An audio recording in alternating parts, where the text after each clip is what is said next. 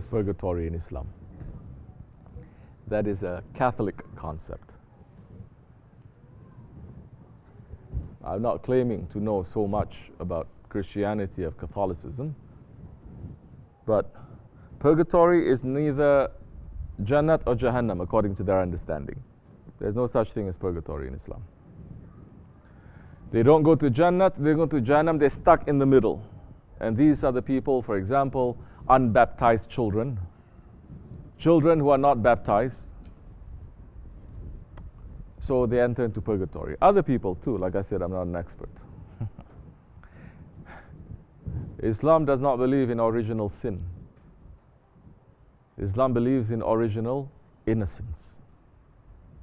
You understand? Everyone is innocent, regardless of color, nationality, group. Everyone is born pure. That's not the teachings of other traditions.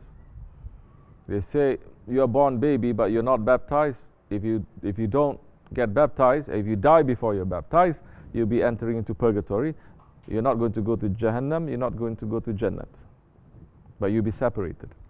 Purgatory is also a punishment, you understand? I don't know, maybe they scrapped it because so many things, they had it and they hold it. Then later they say, oh, we scrap it, we change it. It used to be their Qibla was Qudus, Jerusalem, and the priest to be facing Qudus. But they changed it also. Now the priest faced the Jamaat. They turn around. This was recent too. This was only in the 1960s. So it may change.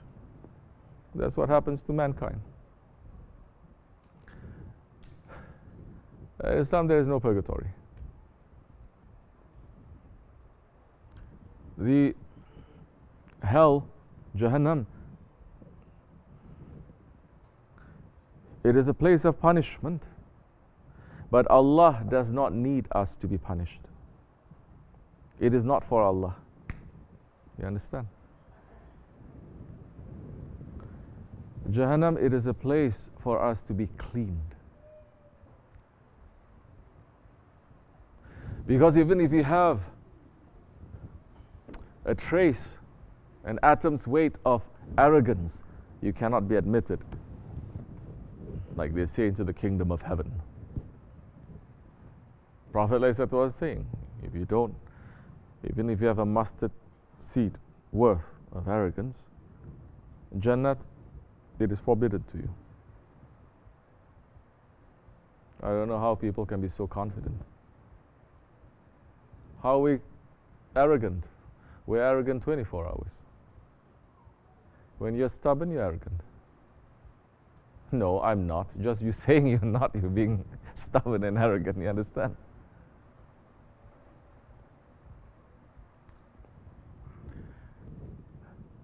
Everyone is born a Muslim, the one who submits, innocent. It is their parents, meaning the surrounding, that changes them. And if a baby were to pass from this world before the age of maturity, he passes from this world completely clean and he goes straight to Jannat. Not only straight to Jannat, he goes and he is in the company of who? Hazrat Ibrahim alayhi salam. You see how beautiful Islam is? You see how merciful Allah is?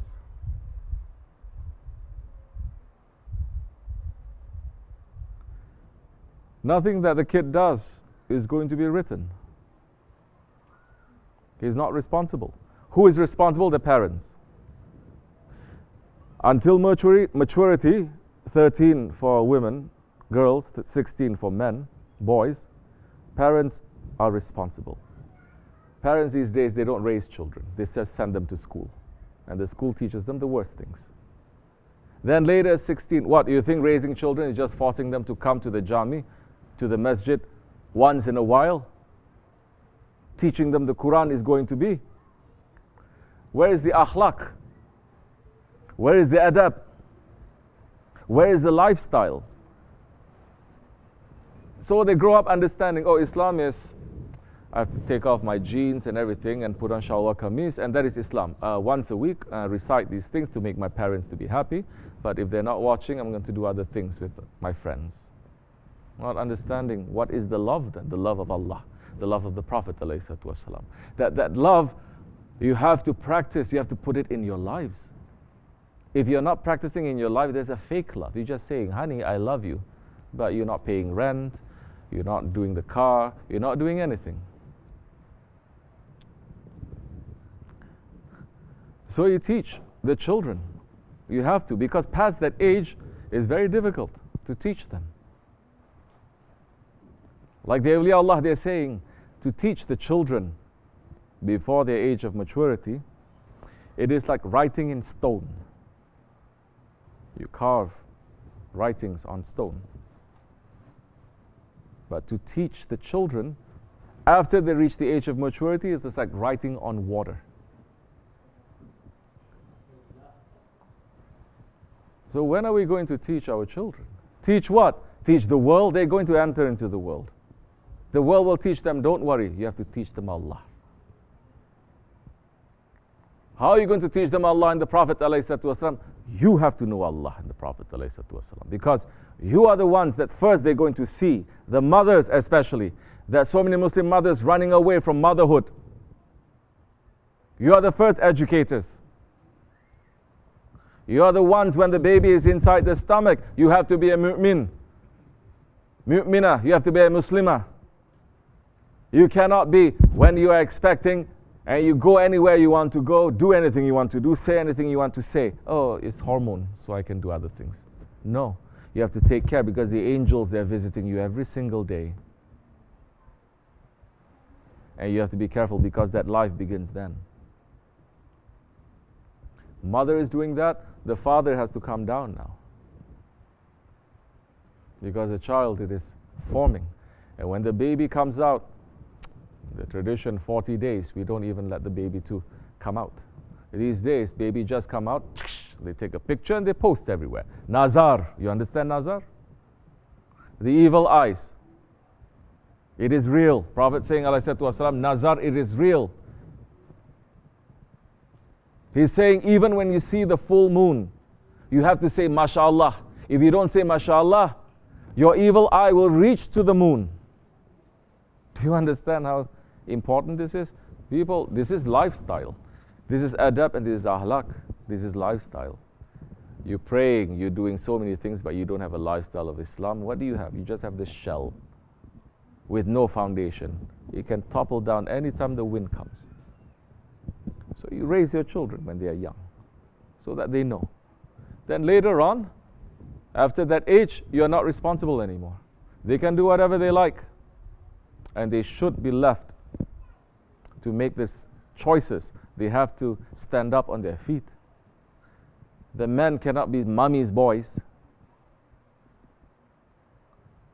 16, still mommy's boys. 20, still but because I love my mommy. You loving your mother doesn't mean that you have to be a mommy boy.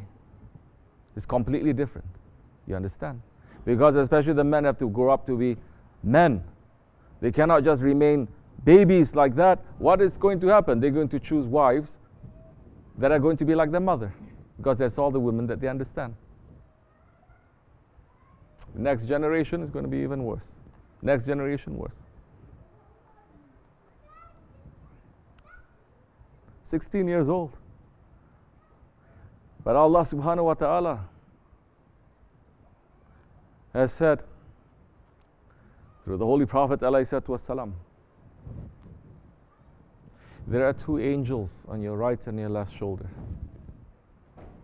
Get out from your mind Disney World, Disneyland, saying one devil, one angel, whispering to you. No, two angels. Kiraman and Katibin. The recording angels. If you do something right, it'll be recorded right away. And your reward, according to your intention now, can be between 7 to 70 to 700,000, as much as you want, according to your intention. It's not your action, according to your intention now. Like that ant who wants to put out fire of Namrud. It cannot do that. It's carrying in its mouth maybe not even a drop of water, but because of the intention, Allah praises that ant. Allah is not praising us in the Quran.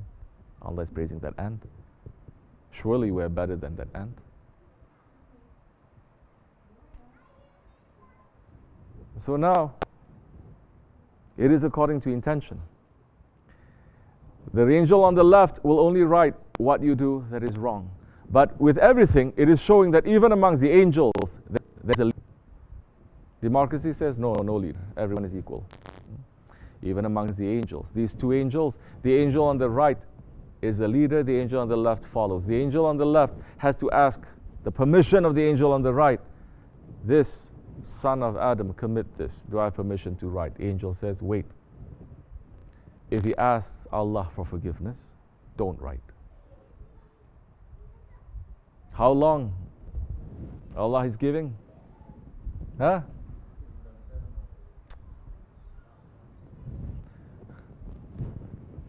Six hours pass. If he doesn't say, he doesn't ask, write down one mistake that he did.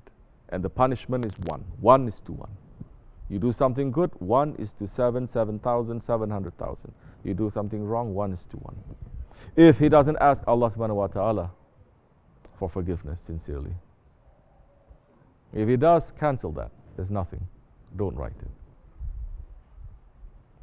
This is for us to understand the Rahman and the Rahim of Allah subhanahu wa ta'ala. So that now when we say Allah, it is not words, it is understanding. And on that day when there is no shade, that day when the sun is right above our head, Judgment Day, that even the prophets, they are going to be shaking to meet the judgment of Allah subhanahu wa ta'ala. That day when the sons of Adam will run to Adam alayhi salam and asking, please, you are our father, intercede for us. Help us. Adam alayhi salam says, I cannot help you. I committed something. I ate from the forbidden fruit. I cannot help you. My judgment is coming, and I fear from that. They go to run to Nuh alayhi salam saying, you are our second father. Help us, intercede for us. We cannot. We are going to run to every prophet to ask for intercession. Why that time you don't ask Allah? Ask Allah. That so many saying, no intercession of prophets, no intercession of saints, straight to Allah. You're in Judgment Day. You're in the field of Mashhar. Ask Allah. That hadith is saying they are not going to ask. Now you know where the help and the rahmat of Allah is coming. Now you're going to understand the protocol of the rahmat coming from the prophets and to the waris. They go finally to Isa alayhi salam. You are Ruh Allah. Intercede for us. You are born without sin. Huh? Intercede. He says, I cannot because my nation calls me Allah and calls me the son of Allah. And finally, Holy Prophet ﷺ will arrive, and all the prophets and all of mankind will stand up and they will say, Ahmad has come, because that is his name in paradise. Ahmad has come. Intercession now. We don't want the judgment of Allah, we want the mercy of Allah. Mercy of Allah is only on Rahmatan lil Alameen.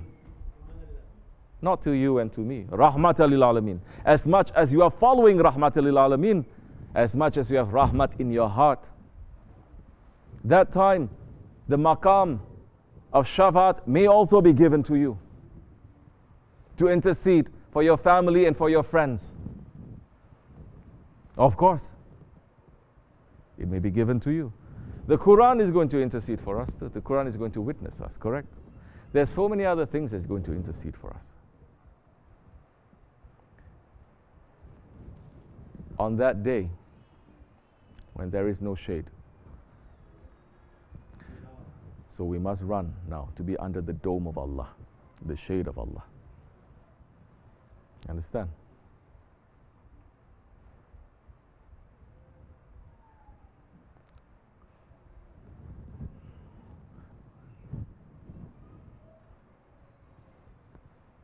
We are not worth the intercession of the Prophet ﷺ. We are no good people. We're garbage. We're not doing anything.